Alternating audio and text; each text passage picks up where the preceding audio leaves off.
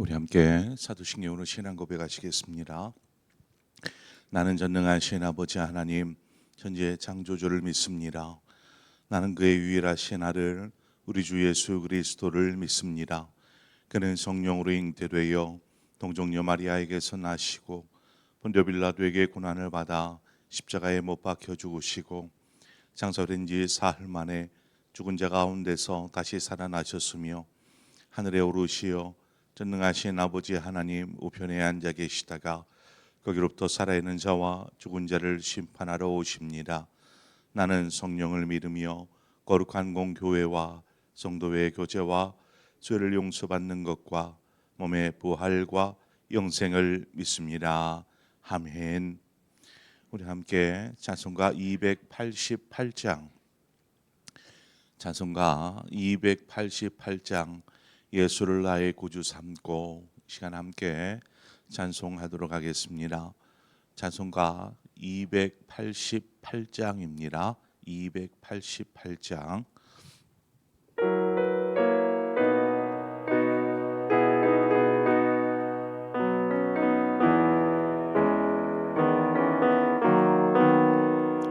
예수를 나의 구주 삼고 성령과 피로써 거듭나니 이 세상에서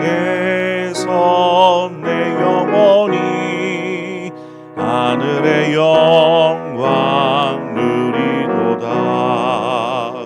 이곳이 나의 간증이요 이곳이 나의 찬송일세. 나 사는 동안 끊임없이 구주를 찬송하리로다. 온전히 주께 맡겠네요. 사랑의 음성을 듣는 중에 전사들 왕래하는 것과 하늘의 영광 보리로다.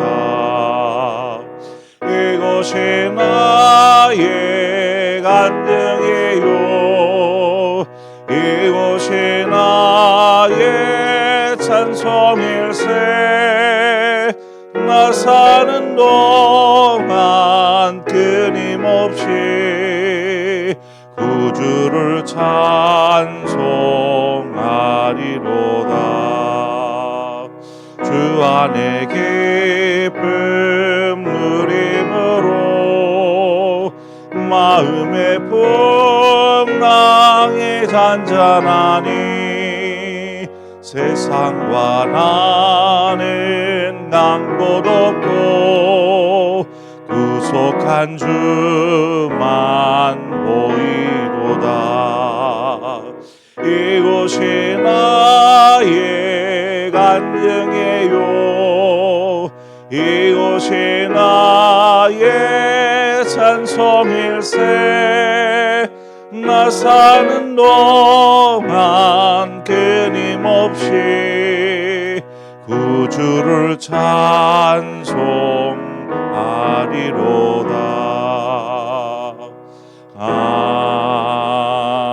아멘.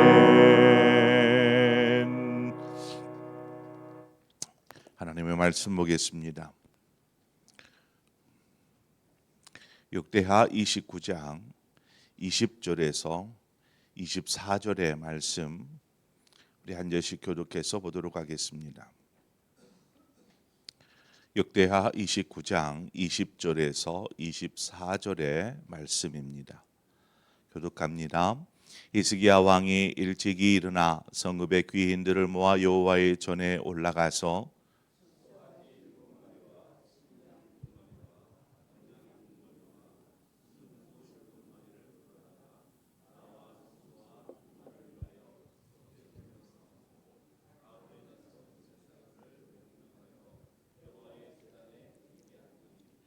이에 수소를 잡음에 제사장들이 그 피를 받아 제단에 뿌리고 또 순양들을 잡음에 그 피를 제단에 뿌리고 또 어린 양들을 잡음에 그 피를 제단에 뿌리고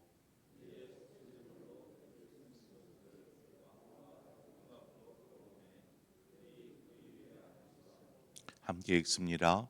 제사장들이 잡아 그 피를 속죄 죄로 삼아 제단에 드려 온 이스라엘을 위하여 속죄하니 이는 왕이 명령하여 온 이스라엘을 위하여 번제와 속죄제를 드리게 하였음이더라. 아멘. 이스기야 왕이 이제 성전을 정결케 하는 일을 다 마치고 난 이후에 성전으로 올라갑니다. 하나님의 성전의 본연의 목적이 무엇입니까? 성전의 목적, 그것은 하나님을 예배하고 또 하나님을 예배하는 장소로서 하나님의 성전의 목적이 있는 곳입니다. 그래서 성전의 수리가 되고 또 정결케 하는 일이 분명 우선해야 할 일은 맞습니다. 그러나 그것이 전부는 아니다라는 것이죠. 이후에 있을 하나님 앞에 드려지는 제사, 또 그 제사를 통해서 하나님을 경험하고 만나며 이런 것들이 우선 목적이 되어야 한다라는 것입니다. 그래서 그곳에서 하나님 앞에 드려지는 제사를 통해서 어떤 하나님과의 관계가 이제 회복이 되고 또 하나님과의 맺었던 그 언약이 그 예배를 통하여서 유지가 되어지는 곳입니다. 성전의 정결 작업은 이것을 위한 준비 과정, 준비 단계에다라고 말씀을 드릴 수 있습니다. 그런데 만약에 여러분이 생각해 보십시오. 성전을 그렇게 깨끗하게 수리하고 정결하게 그렇게 하였습니다. 그 다음을 만약에 소홀히 하게 된다면 어떻게 될까? 이 비유가 이 비유에 합당할지는 모르겠지만 마태복음 12장 43절 이하의 말씀을 보면 예수님께서 어떤 비유의 말씀을 하셨는가? 더러운 귀신이 그 사람에게서 나왔습니다. 뭐 어떤 이유에서는 쫓겨났든지 어떤 사람에게서 나오게 되었습니다. 그래서 이 귀신이 이제 갈 곳이 필요하니까 본인이 지낼 어떤 누군가가 필요하든지 거할 집이 필요하니까 여기저기 다녀봅니다. 그러나 어디에도 거할 장소를 찾지 못하자 다시 자신이 살던 집 그 사람에게 가보았습니다. 그랬더니 그 사람이 어떻게 되어 있느냐? 마태복음 12장 44절 이에 이르되 내가 나온 내 집으로 돌아가리라 하고 와보니 그 집이 비고 청소되고 수리되었거늘이라고 말합니다. 그러니까 그 텅 비어 있고 깨끗하게 수리나 청소가 되어 있는 곳입니다. 깨끗이 청소되어 있는 것을 알고 이 귀신이 가서 더 악한 귀신 7을 데리고 그 집에 들어가서 그냥 이제 살게 됩니다. 그랬더니 그 사람의 형편이 오히려 한 귀신이 있을 때보다 7 귀신이 있을 때 그 형편이 더 심하게 되었다라는 비유의 말씀을 주님께서 하십니다. 이 비유의 의미가 무엇일까요? 예수님께서 이 비유의 말씀을 통해서 무엇을 말씀하시는가? 수리하고 깨끗이 하는 그것도 청소하는 것도 중요합니다. 중요한 일이지만 그 깨끗이 청소되어진 그 공간에 그 집에 누구를 드리느냐? 이것 정말 중요한 것입니다. 그 집에 무엇으로 채울 것인가? 더 악한 귀신들로 채울 것인가? 만약에 그곳에 이렇게 텅 비어 있지 않았다라면 깨끗이 수리되고 이렇게 청소되어진 공간에 다른 누군가가 와 있었다라면 귀신이 들어올 수 있겠느냐라는 것입니다. 그래서 우리는 그 자리를 하나님으로 채워야 하고 예수 그리스도로 채워야 하고 성령님으로 그 안을 채워야 할 줄 믿습니다. 교회에서 중요한 어떤 사역이나 행사들을 하게 되면 그 사역이나 행사에 온 힘을 쏟게 됩니다. 열정을 쏟죠. 그리고 이제 그 사역이 또 은혜 가운데 잘 맞췄습니다. 그 맞췄을 때에 참 은혜에 감사하고 막 충만해져 있어야 되지 않겠어요? 은혜 가운데 행사가 잘 맞췄으니까 정말 기쁨과 감격과 은혜에 충만해져야 되는데 온 힘을 쏟다 보니까 힘이 빠지는 거죠. 그냥 바람 빠진 풍선 마냥 힘이 쫙 빠져버리는 그 다음에 찾아오는 게 있습니다. 바로 공허함입니다. 마태복음 6장 30절 31절에 보면 주님의 제자들의 이야기가 나옵니다. 사도들이 예수께 모여 자기들이 행한 것과 가르친 것을 낱낱이 고하니, 그러니까 주님 우리가 이런 것도 했고요, 이런 일도 했고요, 이렇게 가르쳤고요, 자신들이 행한 일들을 쉼 없이 주님 앞에 막 이야기하는 것입니다. 이 말을 다 듣고 주님께서 뭐라고 이르시되 너희는 따로 한적한 곳에 가서 잠깐 쉬어라, 잠깐 쉬어라 하시니 이는 오고 가는 사람이 많아서 음식 먹을 겨를도 없습니다. 그러니까 제자들이 주님을 따라다니면서 막 많은 일들을 했죠. 사람들이 많이 모이니까 또 많은 일들을 해야만 했습니다. 게다가 주님께서 시키시는 일도 있었습니다. 그래서 그 일들을 행하고 또 가르치고 하고 나서 주님께 와서 이것들을 보고하는 것이죠. 주님 이렇게 했습니다. 이런 일도 했습니다. 그러니까 주님께서 이제 뭐라고 하십니까? 한적한 곳에 가서 잠깐 쉬어라. 그 의미가 무엇일까요? 사역에 지쳐버린 제자들을 주님께서 바로 쉼의 시간을 갖도록 말씀하신 것입니다. 영적 탈진에 이르지 않도록 어떤 쉼을 갖는 것, 그 쉼은 바로 충전입니다. 채움입니다. 너무나 중요한 순간들이죠. 이게 공허해져 있는 상황에 있을 때 다른 것들이 들어오기가 쉬운데 이것들을 쉼의 시간, 안식의 시간들을 통해서 이 안을 다시금 하나님으로, 성령으로, 예수 그리스도로 채워가는 것입니다. 지금 성전에서 하나님을 제사한다라는 것이 바로 그와 같은 이유입니다.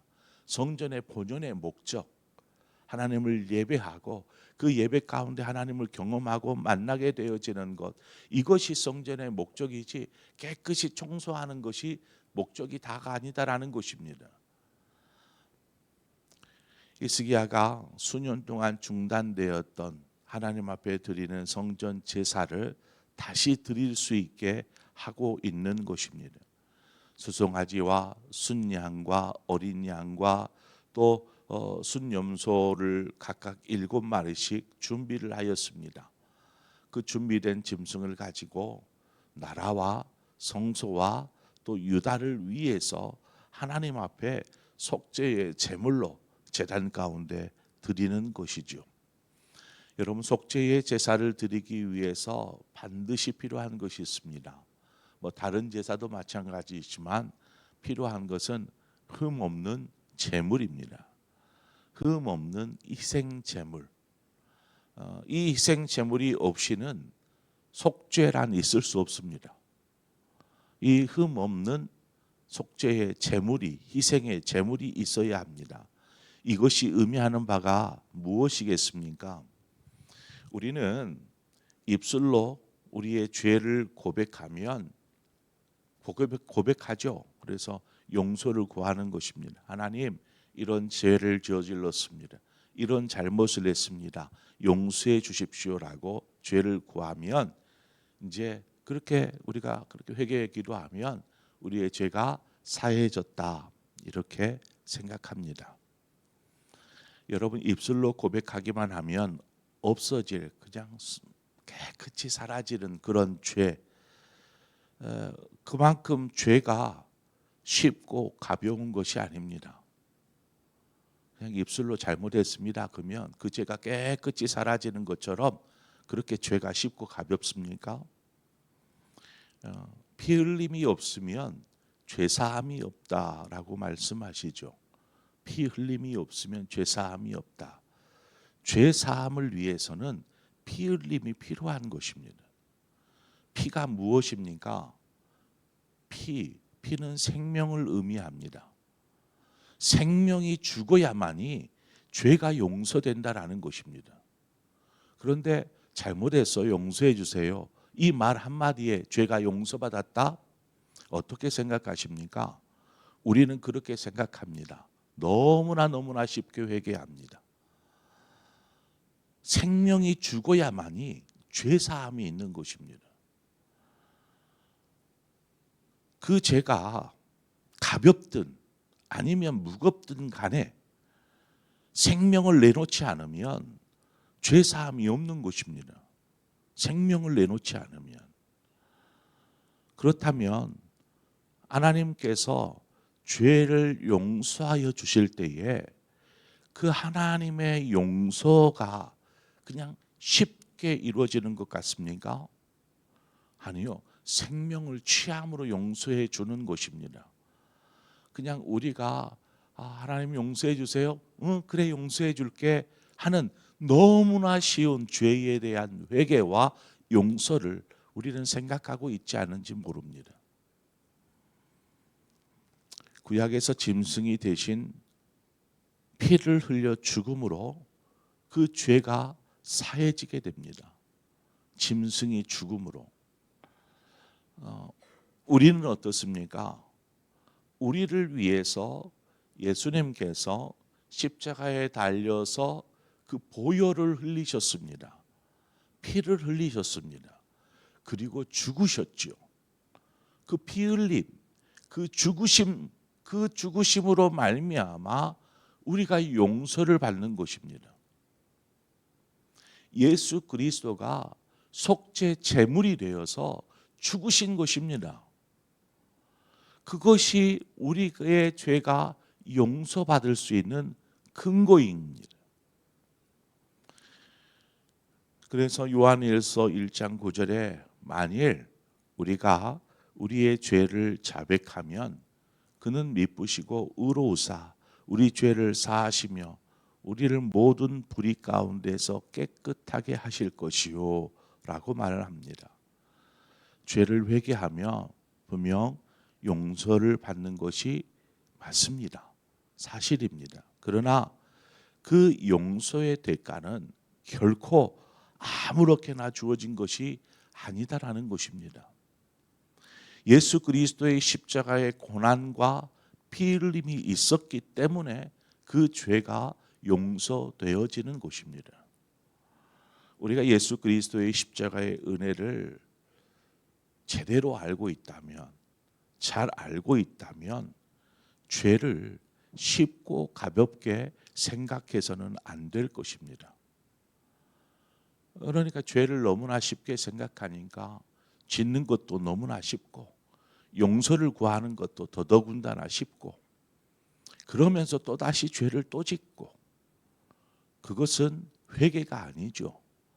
죄를 우습게 여기는 것이고 예수 그리스도의 십자가의 은혜를 너무나 가볍게 생각하고 있기 때문에 그와 같은 일들이 일어나는 것입니다. 24절 중반 이하에 보면 왕이 명령하여 온 이스라엘을 위하여 번제와 속죄제를 드리게 하였음이더라. 이 구절을 보면 이제 속죄의 제사를 드리는데 남유다만이 아닙니다. 성경을 보면 남유다만 이렇게 속죄의 제사를 그 왕이 남유다만을 위해서 속죄의 제사를 드리는 것은 아니었습니다.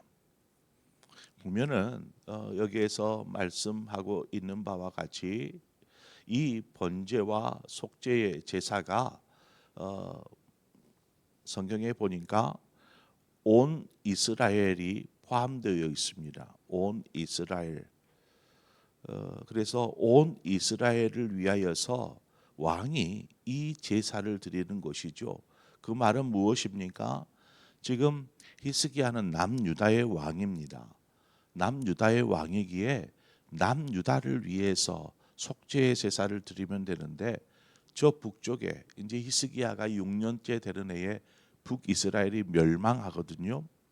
그런데 온 이스라엘이라는 것은 남유다만이 아니라 하나님께서 택한 백성, 즉 저 북이스라엘도 포함되어 있는 곳인데 지금 히스기야가 온 이스라엘을 위해서 이 제사를 속죄의 제사, 번제의 제사를 드리고 있는 곳입니다. 히스기야는 언약 백성이 바로 이스라엘 백성들 전체를 두고 지금 하나님 앞에 속죄의 제사를 드리고 있다라는 것입니다. 또한 이 속죄제와 함께 드려진 제사가 또 있죠. 번제가 드려집니다. 번제. 이 번제의 의미가 속죄의 제사는 말 그대로 죄를 속하기 위한 제사입니다. 번제의 의미는 무엇입니까? 번제는 하나님 앞에 전적인 헌신, 하나님 앞에 내 삶 전부를 드립니다. 우리는 하나님의 백성이요, 하나님의 자녀요, 하나님의 소유입니다. 하나님만이 우리의 하나님이십니다. 라는 의미의 제사가 이 번제입니다. 하나님의 소유이니 하나님 뜻대로, 하나님 마음대로 하시옵소서 라고 자신을 드리는 것이 번제입니다. 하나님께 바로 이 헌신을 결단하는 제사인데 히스기야는 속죄의 제사를 드린 이후에 바로 하나님 앞에 자신과 온 이스라엘, 특히 자신이 다스리는 유다를 하나님 앞에 헌신하겠다라고 드리고 있는 것입니다. 그러니까 이 제사가 얼마나 중요한가.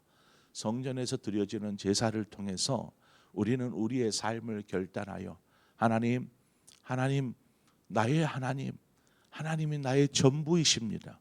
그러므로 하나님을 위해서 내가 무엇을 봉사하는 것, 그건 봉사가 아닙니다. 당연히 나는 하나님의 것인데 하나님의 일을 하는 것은 당연한 것이고 하나님 앞에 드리는 것, 이거 원래 하나님 것인데 내가 관리하고 있다가 하나님 앞에 기쁨으로 내어드리는 것, 이건 당연한 것입니다. 이러한 이 예배의 헌신들이 이루어지고 삶의 헌신들이 이루어지는 것이죠. 지금 성전의 본연의 목적이 지금 이루어지고 있는 것입니다. 이것을 통해서 하나님의 그 제사를 받으시죠. 그 영광을 받으시는 것입니다. 하나님 그냥 받으시기만 하는 것이 아니로 예배하는 또 제사하고 있는 이들에게 하나님께서 은혜를 더하여 주시고 언약하셨던 것처럼 나는 너희의 하나님이 되리라. 그 하나님이 되셔서 백성들의 삶을, 하나님의 자녀된 우리의 삶을 책임져 주시고 보호하여 주시고 인도하여 주시는 줄 믿습니다. 바로 그 삶을 사는 것이 우리 성도의 삶이 아니겠습니까? 그런 믿음의 삶을 사는 저와 여러분 되어지기를 축원합니다. 기도하겠습니다. 하나님 아버지, 오늘도 말씀 앞에 겸손히 이 새벽부터 나아갑니다. 말씀을 통해서 이 새벽 우리에게 주신 것을 우리가 기억하게 하여 주시고 늘 말씀 안에 깊이 머무르게 하여 주시오며 하나님의 뜻을 따라서 오늘을 살아가는 우리의 삶이 되도록 이끌어 주시옵소서. 하나님, 때로는 우리가 죄의 용서를 구하고 용서를 받는 것을 너무나 가볍게 쉽게 생각합니다. 그저 말 한마디면 용서가 다 되어지는 것처럼 우리가 쉽게 생각하지만 우리의 용서를 위해서 주님께서 십자가에서 피 흘려 죽으셨으므로 그로 말미암아 우리가 용서를 구할 근거가 되어지게 하신 아버지 하나님, 우리가 회개할 때에도 용서를 구할 때에도 또 삶에서 어떤 삶을 살 것인가에 있어서도 우리가 다시 한번 깊이 우리 자신들을 돌아보고 하나님 앞에 겸손히 머무르게 하여 주시옵소서. 뿐만 아니라 하나님, 우리의 삶은 하나님의 영광을 위한 삶입니다. 그저 내 삶, 내 인생, 내 시간이 아니라 온통 다 하나님의 것입니다. 그러므로 하나님의 영광을 위해 하루하루를 살아가는 우리의 삶이게 하여 주옵소서. 예수님의 이름으로 기도합니다. 아멘. 오늘 이 시간 우리가 함께 말씀을 생각하면서 나는 어떤 마음으로 살아가고 있고 어떤 신앙을 가지고 우리는 신앙생활을 하고 있는가, 우리 스스로 다시 한번 돌아보면서 정말 헌신된 속죄 제사의 은혜를 입었다라면 번제 제사를 통해서 나를 헌신함으로 드릴 수 있는 하나님 그런 사람이게 하여 주옵소서. 우리 그런 마음으로 말씀을 생각하면서 함께 기도하기를 바라고, 더불어서 오늘은 이제 원래 세계 열방을 위해서 기도하는 시간이지만 먼저 우리 오늘부터 있을 우리 청년부 수련회를 위해서 여러분 집중해서 기도해 주십시오. 춘천까지 갑니다. 오고 가는 여정 안전히 지켜주시고, 또 우리 수련회 계획들 속에서 정말 하나님을 경험하고 하나님을 더 깊이 있게 알아갈 수 있는 그러한 수련회, 그냥 놀다 끝나는 수련회가 아니고 정말 은혜가 있고 생명이 있고 회복이 있는 그런 수련회가 될 수 있도록 여러분 우리 이 시간 함께 기도해 주시고, 또 오는 청년들 한 사람 한 사람의 마음들이 준비되어지게 하여 주옵소서. 준비되어진 밭에 뿌려진 씨앗들이 수백 배의 열매를 맺듯이 놀라운 은혜가 있게 하여 주옵소서. 우리 그런 마음으로 우리 청년부 수련회를 위해서 기도해 주시고, 더불어서 우리 교회가 돕는 교회와 선교사님들을 위해서 열방을 향하여서 시간 함께 기도하고 여러분 각자의 기도의 점으로 기도하시다 자유롭게 돌아가시겠습니다. 함께 기도하겠습니다. 참 좋으신 하나님 아버지, 은혜와 사랑을 감사합니다. 하나님께서 또 오늘 새벽 우리에게 주신 말씀들을 우리가 다시 한번 곱씹고 생각하여 봅니다. 묵상하여 봅니다. 하나님, 우리가 이 땅을 살아가는 동안